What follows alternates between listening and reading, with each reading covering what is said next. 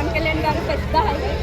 And అందరి acting కూడా, అందరి స్క్రీన్ ప్రెసెన్స్ అన్నీ చాలా బాగుంటాయి. చాలా బాగా డైరెక్షన్ చేశారు. బీజిఎం తమన్ గారి బీజిఎం కూడా చాలా చాలా చాలా బాగుంది. సాంగ్స్ కూడా చాలా బాగున్నాయి.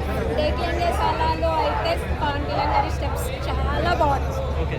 శ్రీలీల గారి యాక్టింగ్ కూడా చాలా బాగుంది. చాలా బాగా చేశారు. అండ్ తను స్క్రీన్ ప్రెసెన్స్ కూడా చాలా బాగుంది. ఈ సినిమాలో చాలా చాలా అందంగా కనిపించింది.